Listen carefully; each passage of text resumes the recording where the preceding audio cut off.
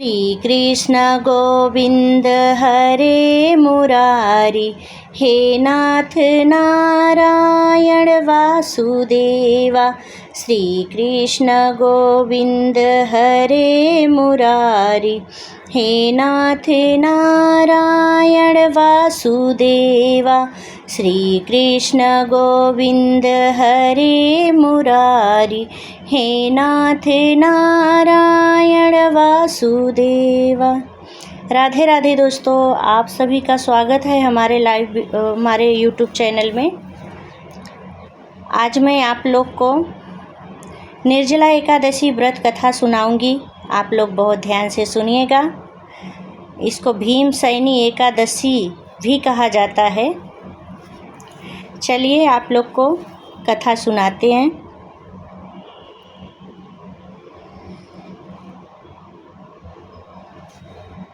आइए पहले कथा के बारे में कुछ बातें आपको बताते हैं, फिर उसके बाद कथा स्टार्ट करते हैं। हिंदू सनातन धर्म में एकादशी की व्रत का बहुत अधिक महत्व बताया जाता है। वैसे तो साल में बहुत सारे एकादशी व्रत होते हैं, लेकिन निर्जला एकादशी का व्रत ज्येष्ठ मास के शुक्ल पक्ष की एकादशी को रखा जाता है। इस व्रत में जल पीना वर्जित होता है, इसीलिए इसे निर्जला एकादशी कहते हैं। आप लोग बहुत ध्यान से सुनिएगा। इस व्रत को रखने से भगवान विष्णु प्रसन्न होते हैं। इस व्रत के बारे में यह मान्यता बताई जाती है कि यदि आप साल भर में पड़ने वाली 24 एकादशियों का व्रत नहीं भी कर पाते हैं, तो इस व्रत से आप उन सभी के पुण्य एक साथ प्राप्त कर सकते हैं। जो लोग हमेशा एकादशी नहीं रहते हैं, महीने में 2 एकादशी पड़ता है, जो नहीं रहते हैं वो लोग ये एकादशी कर लेंगे। आज का भीमसैनी एकादशी, ये निर्जला एकादशी भी कहा जाता है। इसको करने से जो साल भर का 24 एकादशी आता है, उसका पुण्य एक दिन में प्राप्त हो जाएगा। तो चलिए दोस्तों, आप लोग को मैं कथा सुनाती हूँ। एक दिन वेद व्यास ने 5 पांडवों को चारों पुरुषार्थ को देने वाले एकादशी व्रत का संकल्प कराया, जिसके बाद पांडवों में सबसे बड़े युधिष्ठिर ने कहा, हे जनार्दन, कृपया ज्येष्ठ मास के शुक्ल पक्ष में आने वाली एकादशी का वर्णन कीजिए। इस बात का जवाब देते हुए भगवान श्री कृष्ण ने कहा, हे राजन, इसका वर्णन परम पिता व्यास जी ही कर सकते हैं।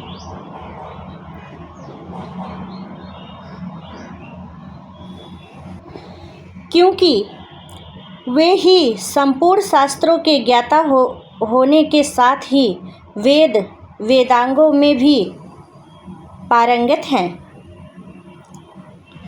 इस बात के उत्तर से वेद व्यास जी ने कहा, कृष्ण और शुक्ल पक्ष की एकादशी में अन्न ग्रहण करना वर्जित है।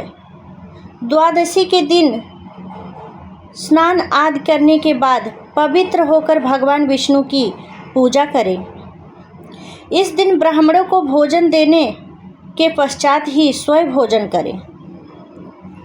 वेद व्यास जी के इन वचनों को सुनकर भीमसेन ने कहा, हे पितामह, मेरा एक मत सुनिए। माता कुंती, राजन युधिष्ठिर, द्रौपदी, अर्जुन, नकुल और सहदेव ये सभी एकादशी का व्रत रखते हैं और इस दिन अन्न भी ग्रहण नहीं करते, तथा मुझे भी ऐसा ही करने को कहते हैं। परंतु मैं उन सभी से यही कहता हूँ कि भूख मुझसे सहन नहीं होती। तब वेद व्यास जी कहते हैं, यदि तुम स्वर्गलोक की प्राप्ति करना चाहते हो और नरक को दूषित समझते हो तो तुम्हें शुक्ल और कृष्ण पक्ष की एकादशियों के दिन भोजन को त्यागना पड़ेगा। आगे भीमसेन वेद व्यास जी से कहते हैं, आदरणीय पितामह, मैं आपसे सत्य वचन कहता हूँ, मुझसे दिन में एक बार भोजन करने के बाद भी व्रत नहीं किया जाता तो उपवास करना मुझे असंभव सा प्रतीत होता है। मेरे पेट में विक्र नाम की अग्नि हमेशा ही प्रज्वलित रहती है। इसके चलते मुझे बहुत अधिक भोजन ग्रहण करना पड़ता है, उसके बाद ही यह शांत होती है। अतः महामुनि, मेरे लिए कोई ऐसा एक व्रत निश्चय करके बताइए जिसे साल में सिर्फ एक बार रखने में मेरे स्वर्ग प्राप्ति का मार्ग सुलभ हो सके। मैं पूरे मन और निष्ठा से इस व्रत का पालन करूँगा। वेद व्यास जी ने भीम से कहा, भीम, ज्येष्ठ मास की शुक्ल पक्ष में जो एकादशी हो, जब सूर्य या तो वृष राशि पर हो या मिथुन राशि पर, इस दिन तुम पूरे यत्र के साथ निर्जला व्रत रखो। जल तभी ग्रहण करो जब तुम्हें कुल्ला या आचमन करना हो। इसके अन्यथा किसी भी अन्य प्रकार से जल ग्रहण करने से यह व्रत खंडित हो जाएगा। एकादशी के दिन सूर्योदय से लेकर अगले दिन के सूर्योदय तक यदि व्यक्ति जल का त्याग करता है तो ही व्रत संपूर्ण माना जाएगा। इसके बाद द्वादशी के दिन स्नान करने के बाद ब्राह्मणों को भोजन करवाने के पश्चात आदि दान करें, फिर भोजन ग्रहण करें। ऐसा करने से साल भर में जितनी भी एकादशी आती है उन सब का फल केवल एक निर्जला एकादशी से मनुष्य प्राप्त कर सकता है। इससे कोई भी शंका भी नहीं है। गदा, शंख एवं चक्र को धारण करने वाले भगवान विष्णु ने स्वयं मुझसे कहा था कि यदि मनुष्य सब त्याग कर मेरी शरण में आ जाए और एकादशी को निराहार व्रत करे तो वह निश्चित ही सभी पापों से मुक्त हो जाता है। वेद व्यास जी आगे कहते हैं, हे कुंती नंदन, निर्जला एकादशी के दिन अब जो दान का महत्व बताया गया है उसे ध्यान से सुनो। उस दिन जल में विराजमान भगवान विष्णु के पूजन के साथ जलमयी धेनु यानी पानी में खड़ी हुई गऊ का दान करना चाहिए। इसके अलावा अन्य किसी गाय का दान भी कर सकते हैं। इस दिन को ब्राह्मणों को भोजन आदि से संतुष्ट करना चाहिए, क्योंकि उनके संतुष्ट होने पर ही भगवान विष्णु मोक्ष प्राप्त के मार्ग खोलते हैं। जो भी मानव भगवान विष्णु की पूजा के साथ ही रात्रि के समय जागरण करते हुए इस निर्जला एकादशी के व्रत को रखता है, वे न केवल स्वयं को अपितु अपने साथ अपनी 100 पीढ़ियों को भी भगवान श्री हरि के परम धाम में पहुंचा देते हैं। निर्जला एकादशी के दिन दान का भी महत्व है।